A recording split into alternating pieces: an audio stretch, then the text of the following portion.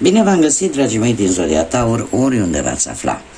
Iată, ne ajungi la o nouă lectură, de data aceasta pentru finalul lunii august, așa că dacă aveți soare, lună, Venus sau ascendentul în Zodia Taur, atunci această lectură este de asemenea și pentru voi.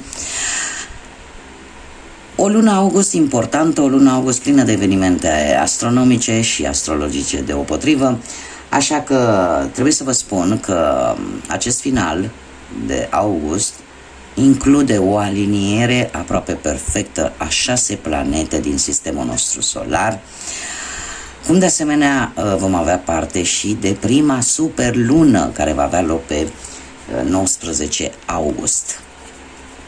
Așa că, dragilor, este o lună, a fost și încă este o lună în care să ne punem dorințe, în care să vedem de fapt ce potențial avem, în care să profităm atât de energia solară care ne-a dat-o ziua de 8 august a acestui an, în care a fost o zi importantă, o zi în care tripla energie, tripla vibrație a numărului 8 ne-a adus acea energie solară, a adus acele schimbări importante în viețile noastre. Iar acum vom avea parte de asemenea și de acea energie lunară, cu această superlună care ne va îndemna să ne trezim.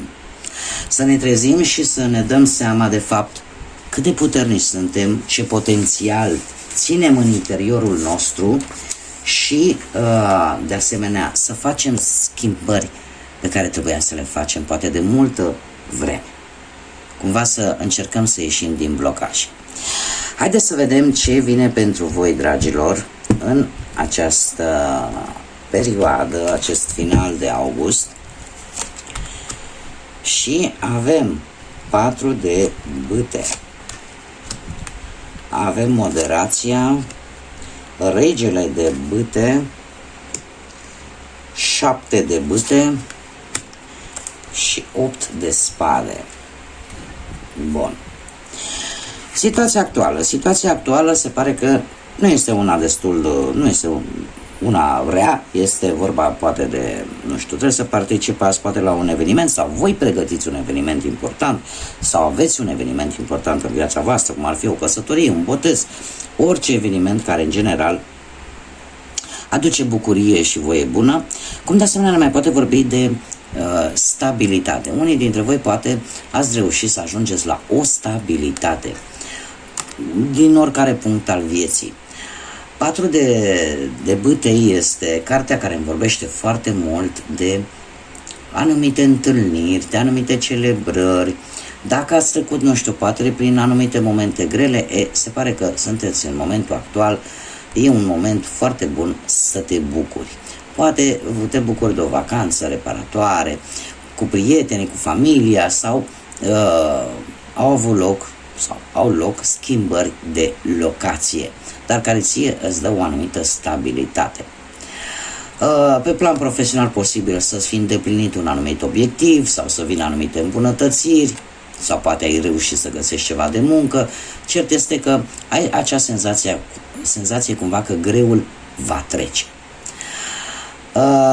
Ce ar mai fi de spus? Pe plan amoros se pare că apare o unire, apare ceva, nu știu, ori o nuntă, un botez, cum am mai spus, ceva care să-ți aducă bucurie din punctul ăsta de vedere sentimental. Pentru cei singuri aș spune că sunt mari șanse să găsească poate pe cineva la un eveniment. Da? Ce încerci cumva să lași în urmă și este foarte interesant. De ce? Pentru că avem arcanul major, moderația, care ne vorbește foarte mult de un anumit echilibru. Nu știu dacă cumva, ori poate v-ați săturat de o anumită situație în care voi ați încercat poate să fiți cât mai echilibrați posibil și cumva poate nu ați reușit sau poate ați obosit. Treaba este că e posibil ca o anumită răbdare a voastră în acest moment să nu fie chiar,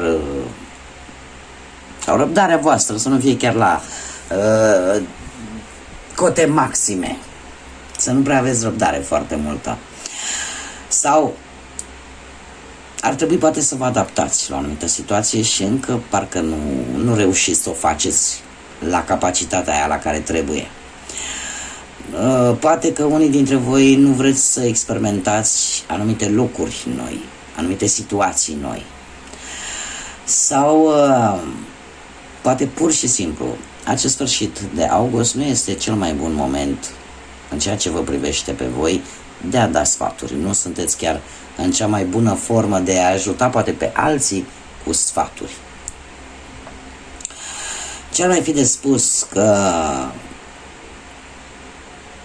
parcă în acest sfârșit de august, cumva parcă nu prea vă interesează să fiți echilibrați foarte tare cu bănuții. Poate aveți acea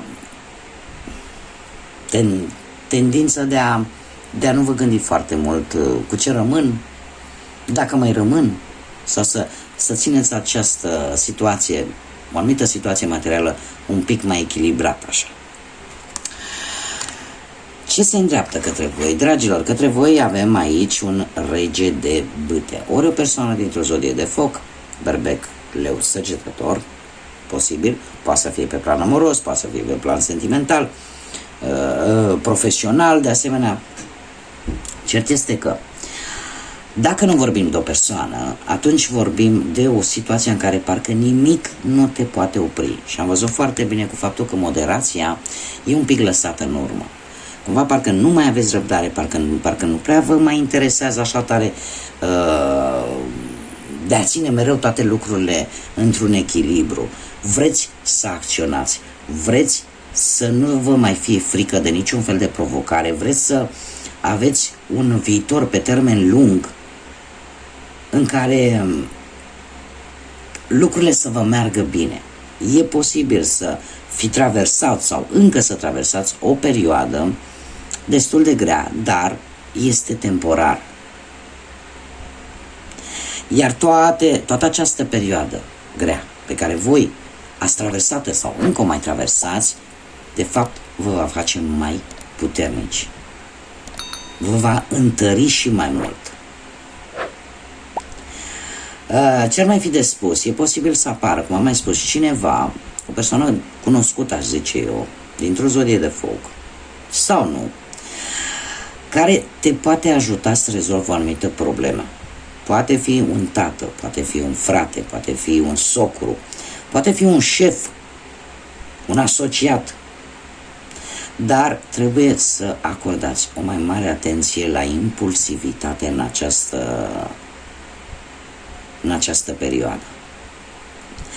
Cumva, dacă vorbim pe plan profesional, e posibil ca cineva în care poți avea încredere, este cineva care te poate ajuta în ceva legat de viața ta profesională. Poate să-ți găsești un nou loc de muncă sau pur și simplu la locul de muncă cineva să te ajute, în cineva în care poți avea încredere.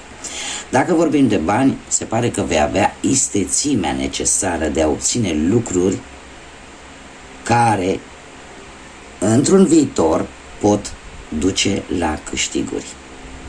La câștiguri destul de bune de bănuți, așa că ești pe drumul cel bun. Tocmai de aceea aș zice că această energie, cum am și spus, luna august a fost o lună plină din punct de vedere energetic. Atât energie solară, cum am mai spus, cât și energie lunară.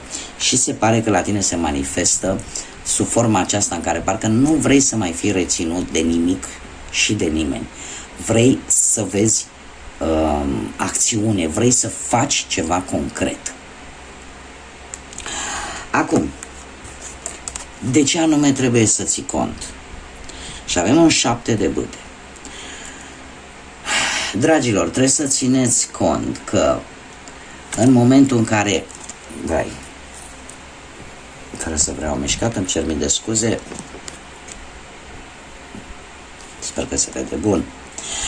În momentul în care te simți poate amenințat de către cineva sau de către o anumită situație sau pur și simplu simți că ceva parcă nu ți iese cum gândeai tu, trebuie să îți aduce aminte că ești pe o poziție dominantă, că ai mari șanse să ieși victorios, victorioasă. Poate că ar trebui să-ți dai seama în această perioadă, mai ales că avem și această super lună, că nu poți mulțumi pe toată lumea și că trebuie să faci strict ceea ce este bun pentru tine.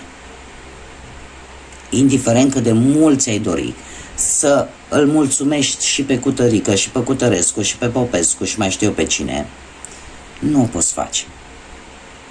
Nimeni nu reușește acest lucru. Întotdeauna va exista veșnicul nemulțumit care va avea ceva de spus. Veșnicul Dan Danache, da? Din Caragiale, care întotdeauna va avea ceva de comentat, întotdeauna va avea ceva de spus.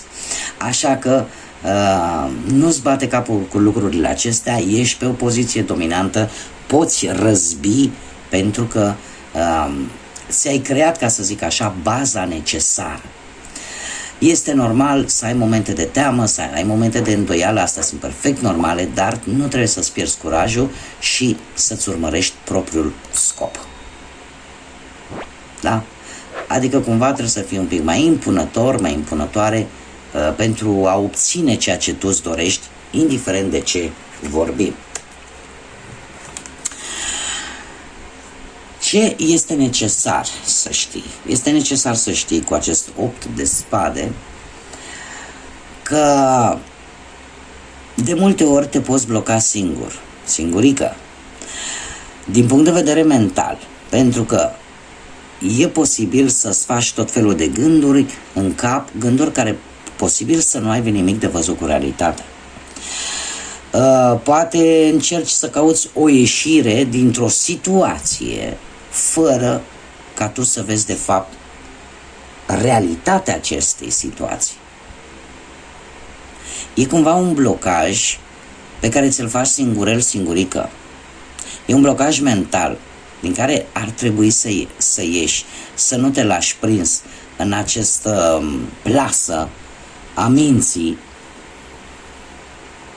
și să încerci să vezi lucrurile de fapt așa cum sunt ele, real. Poate la locul de muncă e posibil să trebuiască să suporți o anumită situație sau chiar dacă vrei să schimbi ceva, trebuie să studiezi bine și să vezi exact cum stau lucrurile. Trebuie să vă spun că 8-ul de spade, și se pare că tocmai acest lucru este necesar ca tu să-l știi, 8-ul de spade este cartea care ne vorbește foarte mult de lege, de acea atracție universală.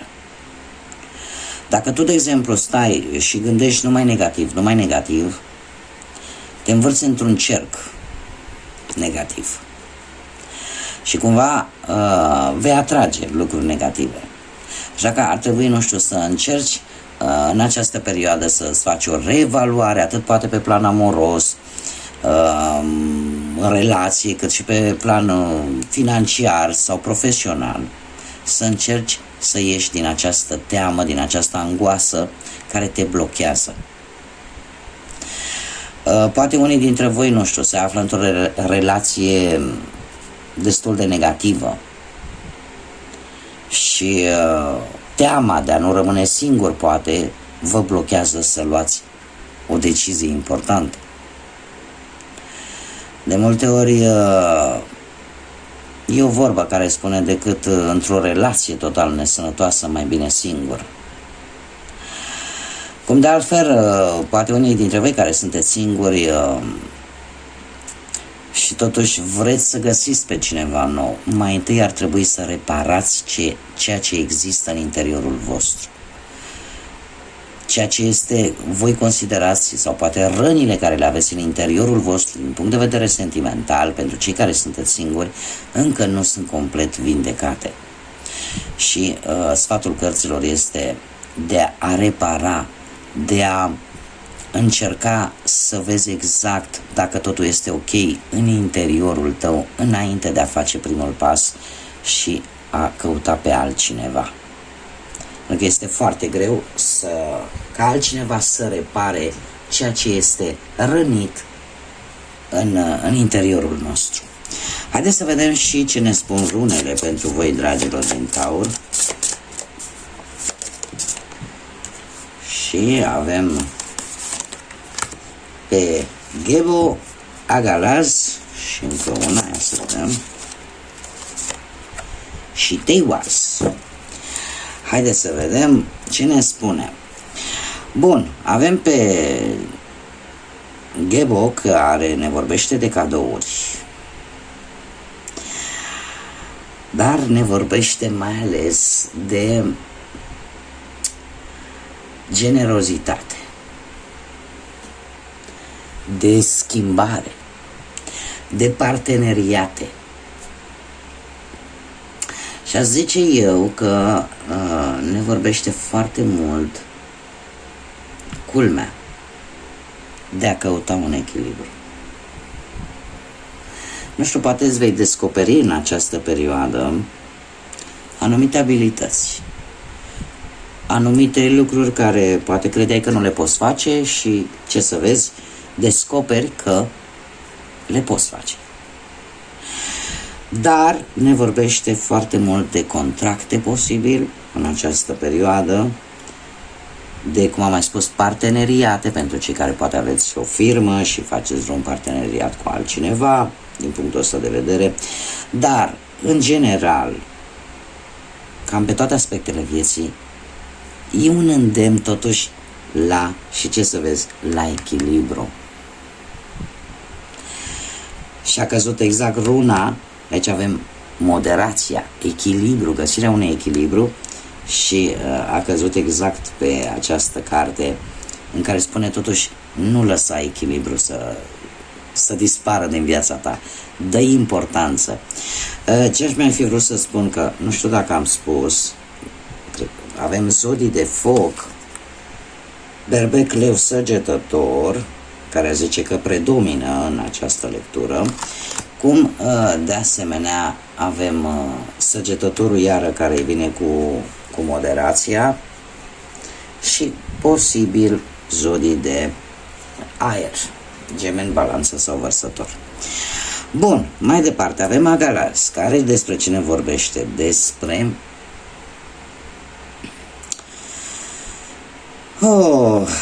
poate un test, despre poate o schimbare neașteptată care vine în viața ta,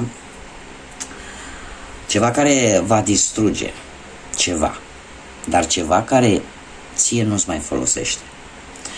Poate o situație, poate o persoană, poate o anumită conjunctură negativă care vine în viața ta să distrugă ceva vechi, să distrugă ceva ce nu-ți mai folosește. E posibil să aducă și suferință, e posibil să aducă și un pic de supărare, dar această schimbare bruscă vine ori să te învețe ceva important, ori pur și simplu să faci o schimbare radicală în viața ta, care pe termen lung se va dovedi a fi pozitivă.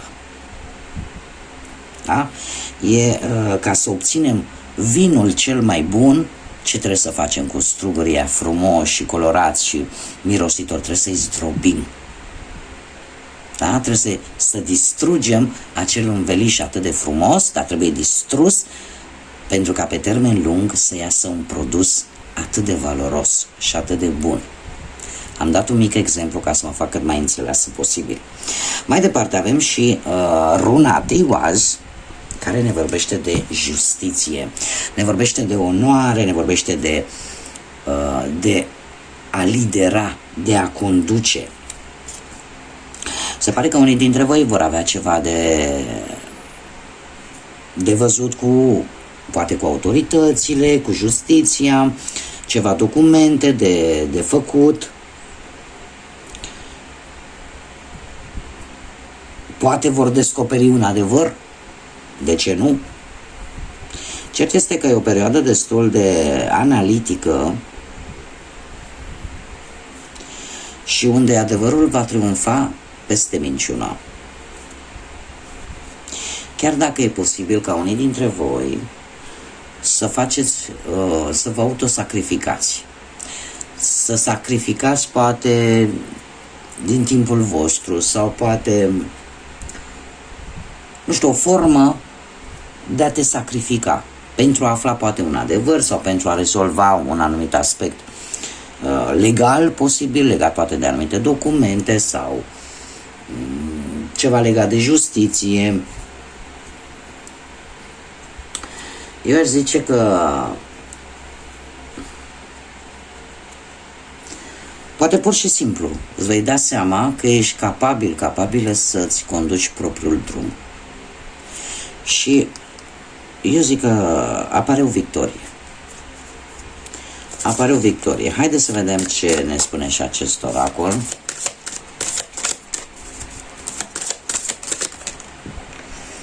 Și avem două mesaje pentru voi.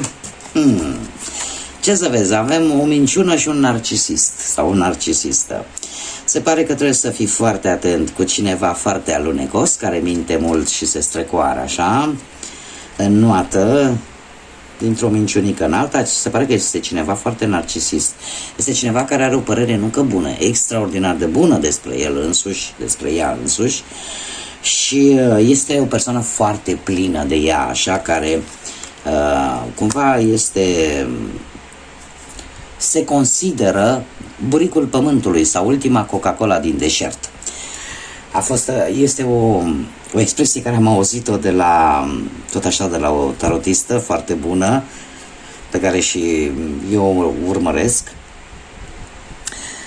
Și mi-a plăcut foarte tare și mi-am însușit-o și eu. Așa că mare grijă cu această persoană. Asta ar fi avertismentul pentru voi, pentru acest sfârșit de august. Eu vă doresc să aveți un sfârșit de august liniștit, cât mai răcoros posibil și numai lucruri bune către voi, numai gânduri bune, multă energie pozitivă și multe vești bune. Până data viitoare când ne vom revedea, să fiți iubiți, dragilor!